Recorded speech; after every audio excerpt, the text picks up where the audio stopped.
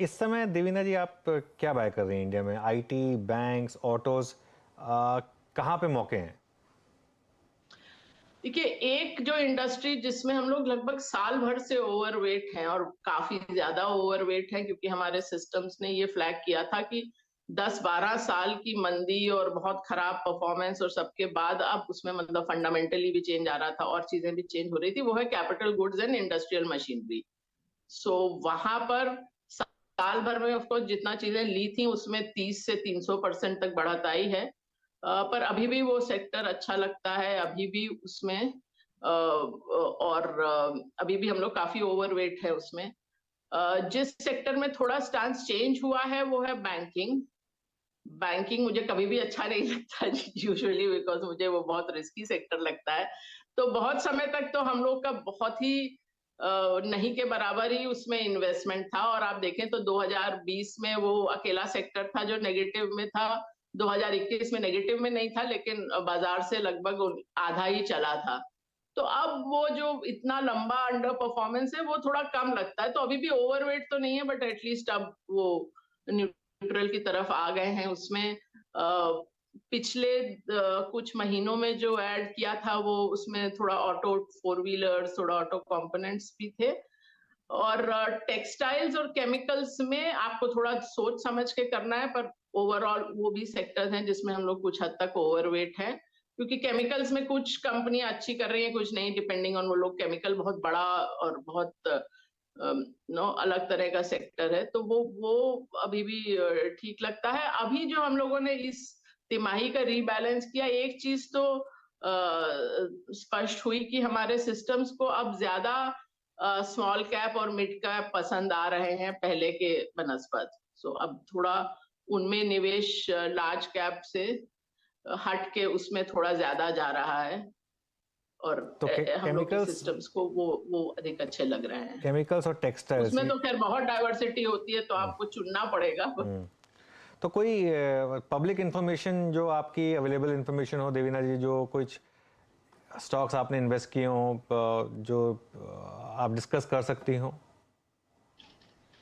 Stocks तो मैंने आपको बताया कि सेक्टोरली ये चेंज, ये पहले जो कुछ चीजें हैं जो पहले से ही अच्छी लग रही थी, कुछ अभी थोड़ा चेंज किया है, तो वो मैंने आपको बता दिया कि किस तरह का चेंज किया है, किस तरह का। जो इस समय इंडियन आईटी पे डिबेट चल रही है देवीना जी, उस पे कोई व्यू है आपका? इन्वेस्टमेंट भले ही हो या ना हो, लेकिन जिस तरीके से इन्फोसिस के भी नतीजे आए हैं और जिस तरीके से बाकी कंपनियों के नतीजे आए हैं, जो यूएस में रिसेशन का फियर है उसको लेके, और जिस तरीके की वैल्यूएशन इन कंपनियों की गिरी है, इस पर कोई व्यू है आपका? आईटी ने हम लोग को बहुत पैसा बना के दिया 2020 से लेके इस साल। उसने थोड़ा अंडर परफॉर्मेंस की तरफ, मतलब जो आईटी इन्वेस्टमेंट था वो नेचुरली अंडर परफॉर्म किया। IT has not done well this year, in this calendar year. और हम लोग थोड़ा ओवरवेट थे, बहुत ज्यादा तो नहीं, पर कुछ हद तक ओवरवेट थे। अब हम लोग मोर न्यूट्रल पोजीशन पे आ गए होंगे, थोड़ा बहुत चेंजेस किए हैं।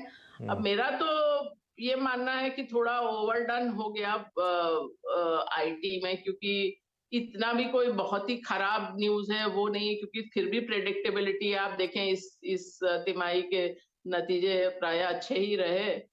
और जो एक पिछले साल भर से थोड़ा मार्जिन प्रेशर था इम्प्लॉय कॉस्ट की तरफ से, वो तो अब कम होता मुझे नजर आता है, क्योंकि एक उसका बड़ा कारण था कि स्टार्टअप्स ज्यादा तनख्वाह पे लोगों को ले जाते थे। अब वो स्टार्टअप्स को पैसा मिलना कम हो गया है, तो उस तरफ से तो प्रेशर हट जाएगा थोड़ा। ऑफ कोर्स ये है कि यूरोप का हाल थोड़ा बुरा रहेगा, तो जो यूरोप का एक्सपोजर है वहां आपको नया बिजनेस भी, और फिर वो यूरो के डेप्रिसिएशन से भी जो नुकसान होगा वो थोड़ा बहुत है। पर ऐसा कुछ मतलब खराब मुझे बहुत आईटी में नहीं लगता है। थोड़ा बहुत हम लोगों ने स्टॉक्स में थोड़ा रिशफल किया है, एक दो मिड कैप आईटी भी लिए हैं। तो अभी हम लोग फिलहाल लगभग मार्केट वेट पर होंगे आईटी में। मार्केट वेट, ठीक है। अच्छा, आपने बात की कैपिटल गुड्स की कि काफ़ी एक 10 लंबी बेयर मार्केट को एंड कर रहा है वो। ऑलमोस्ट ऐसा हमने एक मूव देखा है ऑटोज में। यहाँ पर कोई व्यू है आपका, या आपको लग रहा है कि यहाँ तेजी कुछ ज़्यादा ही हो गई है और काफ़ी? ऑटोज में मैंने कहा ये वो अभी इस तिमाही में नहीं, करीब पिछले 2 रीबैलेंस में हम लोगों ने ऑटो फोर व्हीलर्स और ऑटो कंपोनेंट्स में लिया था मेनली। मतलब टू व्हीलर्स अभी भी उतना अच्छा नहीं लगता जितना फोर व्हीलर्स में लगता है। सो वो वहाँ है हमारा निवेश। ओके और किस एरिया में अभी आप कंप्लीट अवॉइड कर रही हैं देवीना जी? कहाँ पर आप बिल्कुल टच भी नहीं कर रही हैं किसी स्टॉक्स को? Probably real estate would be one, और रियल हम एस्टेट लोग क्यों? का काफी डाइवर्सिफाइड पोर्टफोलियो रहता है, तो हाँ। हम लोग ऐसा जब कोई सेक्टर अच्छा भी लगता है, ऐसा नहीं कि हम लोग मतलब उसमें 40-50% डाल देंगे, तो काफी डाइवर्सिफाइड रहता है।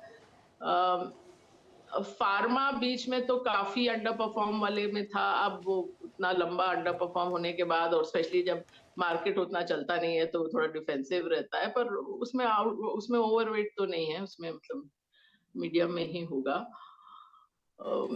समझ गया, ठीक है। एक ओवरऑल ओवरऑल ये मान के चला जाए कि अभी आपका एक जो व्यू है इंडिया पे अभी भी कंस्ट्रक्टिव है कि आगे जाके इंडियन मार्केट यहाँ से भी आउट परफॉर्म करेगा। यहीं पे शो को क्योंकि मैं समाप्त करना चाहता हूँ तो ये लास्ट वर्ड आपसे लेना चाहता हूँ कि इंडियन मार्केट में बने रहें बेसिकली। हाँ, इंडियन मार्केट में बने रहे बिकॉज़ अपनी हिस्ट्री को देख के भी और रिलेटिवली ग्लोबल को भी देख के भी ये बहुत समय के बाद आपको अच्छा रिटर्न आना शुरू हुआ है। तो अभी उस स्थिति पे नहीं है कि वो ट्रेंड लाइन से बहुत ऊपर है और बड़ा क्रैश आ जाएगा, क्योंकि 2010 से 20 इंडियन मार्केट ने फिक्स्ड डिपॉज़िट से ज़्यादा रिटर्न भी नहीं दिया। कंपाउंडिंग खाली 8 साढ़े 8% थी। तो वो चलिए इतना लंबा समय का जो अंडर परफॉर्मेंस रहा है उसको अब आप एक तरह से मेकअप कर रहे हैं। चलिए देवीना जी, बहुत मज़ा आया आपसे बात करके। Thank you so much time निकालने के लिए हम आज हमारे लिए और शुक्रिया अनुज। सीएनबी से।